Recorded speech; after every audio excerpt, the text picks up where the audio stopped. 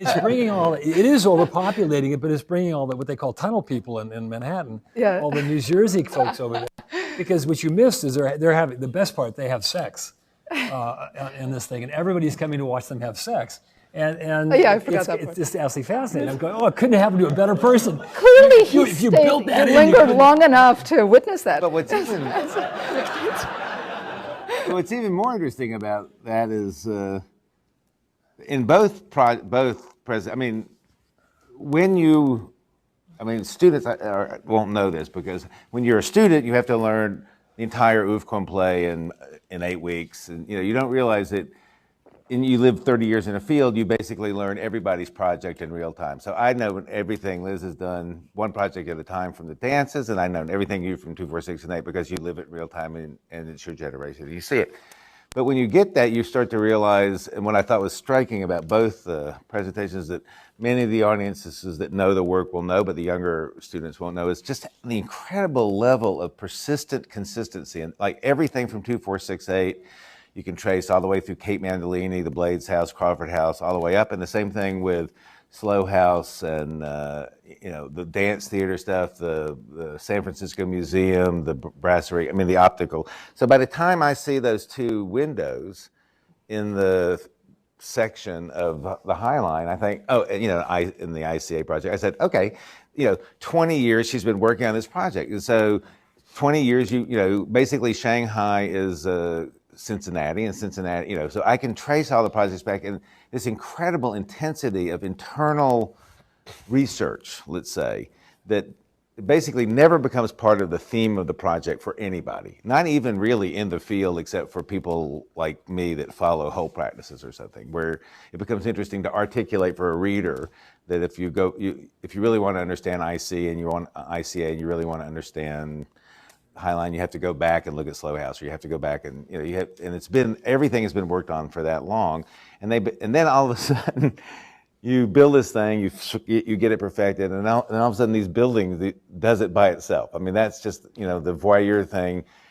By complete accident, comes alive by itself, and you get these photographs, and your entire career is now justified by jerks in New Jersey. I thought perhaps that was the reference to traffic watching, which I'll think of in a new way now.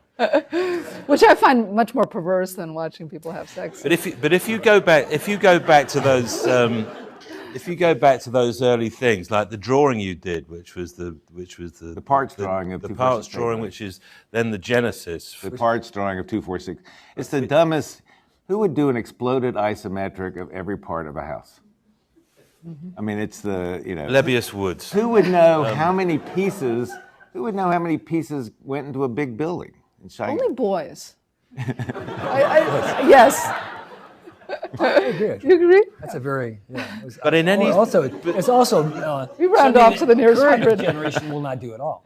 I'm a mechanical person. I'm gone, and we've shifted. Architecture shifted from a mechanical mold to a biological mode. That's when you say that there's a shift that's taking place. But what's so interesting is that on the one hand, you could see, let's say, the genesis of what then becomes the kind of auto interactive design in your Shanghai project, where you're essentially setting the systems up to interact with each other to generate certain forms. And one could trace that back to that early work. But when you did that early work, in any way did you imagine that would be a kind of informing thing for work that you would be doing at any stage in the future, almost other than that project? If you could imagine your future, it wouldn't take place because you would take another course. Huh? No, it's actually, it comes out of Going back in time. discourse on a daily level like we're having today. I remember, I'm not even sure, 15 years ago, 12 years ago, I was talking with Pete Cook, and we just finished a lecture, and he stopped and said, really, all your work is about the control of interferences. It's all about interferences. And I left, and I worked on that one for years and years. And it was just one way of saying something. We've been through the same thing, that you stop with an idea, and then it pushes you a certain way. But there's a big difference between you two in the sense that, like, Liz, this is not something she says, something I say, and I doubt she'll agree. I believe that Liz and Rick reached a crisis at a certain point because they'd spent so much work on the politics and psychology of speculation. And that belonged in a certain way, it naturally belonged in a certain way to the art world, but it was, and it seemed like it might be able to belong to the architecture world. But as projects get bigger and bigger and bigger, less and less and less of them are specular in their activity. So let's say Slow House is entirely so, but by the time you're at the ICA, you have these 4 embedded episodes and certain angles and stuff. And so you had to make adjustments that he didn't have to make, but because he was always, there was never enough parts in any of his other buildings, in his early buildings. You know, so when he did Cape Mandolini, there wasn't enough junk to play around with, so he invented more junk to stick in there. You know, and so, but that means that he basically, over a period of time, like I'm about to ask you a question I think you can't answer that she can't answer. So when you're faced with, let's say, a limit condition in your thinking, and you have to theorize a next step up, when you got, like when you, for example, when you went to Japan to do the housing project or something, then you really have to figure out how to add something in a short period of time to your thinking. Is that, do you feel like that happened? No, not at all. You know, I think it's more natural than that. There are ongoing agendas. I don't think we're that aware of them even, you know. I mean, it's probably in all of our work, there are themes that one keeps coming back to because you don't exhaust them. And then there are new problems that just come, you know, because the world is changing and a new set of circumstances propel a new set of questions. So on that Japan project, what was fascinating, the reason, you know, we got that project because Arata Isesaki saw our iron shirts, right. And he said, wow, these guys are fine for a housing project. I don't know how he made that connection, but domesticity, I guess, housing. And he gave us a chance to do a building. That was the first building. And for us, the big question was, it was affordable, it was, government-supported housing, and it was how to take the anonymity out of the repetitive housing unit. That was the issue. It wasn't a kind of crisis, like we had to add more things to our thinking. It was a problem. How do you do that? How do you take the legacy of modernism? How do you take it the next step forward? Things that didn't work, right? Anonymity, repetition, the collective to the individual, and the entire project is an experiment in making these independent units that are just slightly arrayed, that are slightly, different elevational addresses and so forth. And it's got its own set of issues. And I think that every project that we take on is one where we produce enough interesting, the problems come from the outside, but also there are ongoing problems, and somehow that's the only reason we do them, if there's something new to kick around. I mean, the session is entitled "The Critique, the Future is a Critique of the Past," and I thought both of you presented your work, as I understand it, as a consistent as that is that you don't actually imagine a new future. You work very hard to see the insidious effects of what we have taken for granted as habits, and you challenge them as cliches. You laid out a challenge in the beginning of your session, which I really would like to address. And I was going to address it through two questions Alan asked, one of which was, how do you know when you're making progress? And in order to set the question up, I want to reiterate Liz's gratitude for Cooper Union, because it's a building when you're walking around in a neighborhood that makes you feel completely liberated. I mean, and so you talk about this idea of engagement, that architects have to stop becoming isolated, become increasingly engaged. And if you don't know New York, what you might know, or if you've been to New York, is when John took over Cooper Union, he got a chance to redesign the building, and he essentially turned it into this brown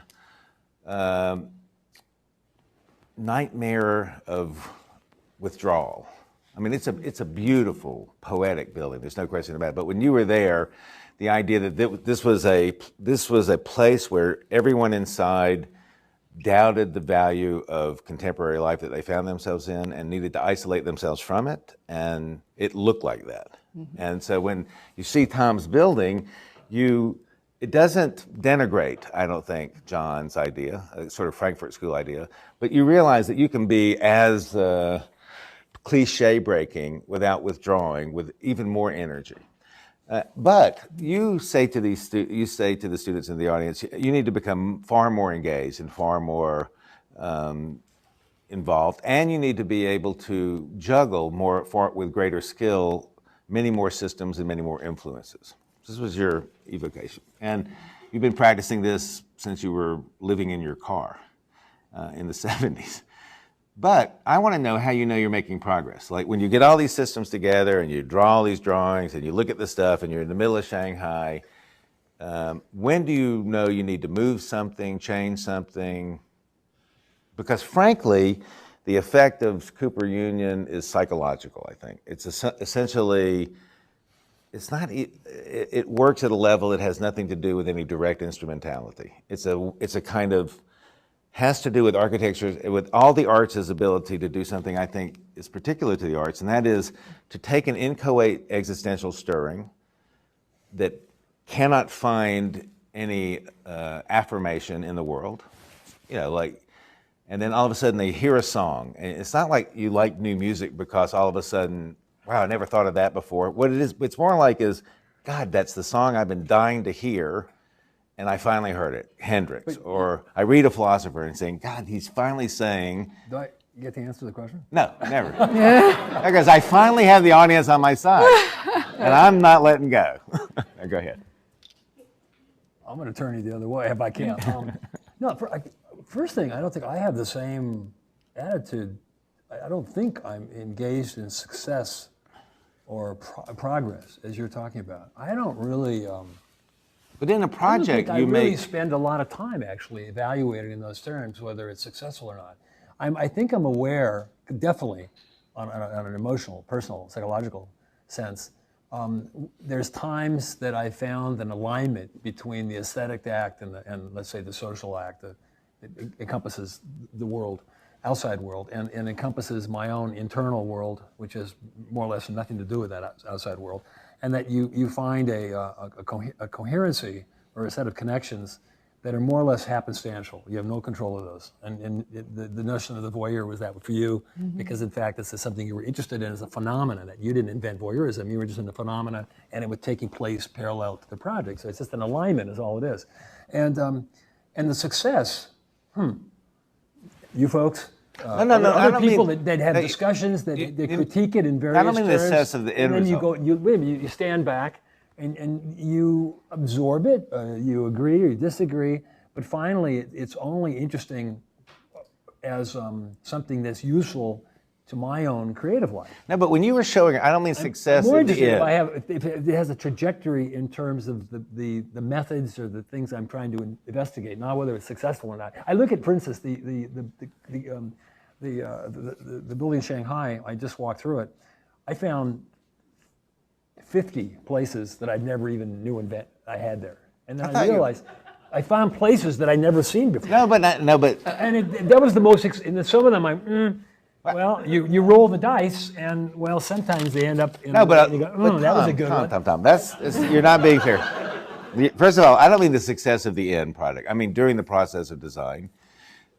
You can't end up with 50 places you didn't expect and then declare you only made 3 mistakes. I mean, there is something weird about that. But what I'm curious about is when in the design process, your work really different from Liz. Liz really knows what she's doing. Oh, hang on. You put everything in play and struggle to stay at the very limit of control of it. I've seen you work, and you're basically constantly moving the work around every little piece all the time. But there's a point in time when something's not right for you, and then there's a point in time where you feel like it's okay, this is starting to be right, in the middle of the design process. Right. And I want to know, toward what end are you saying it's working? On one level, I'm operating through a set of describable operational strategies that is discursive with a group of people, and another one, it's private. I'm doing that, and so I'm trying to control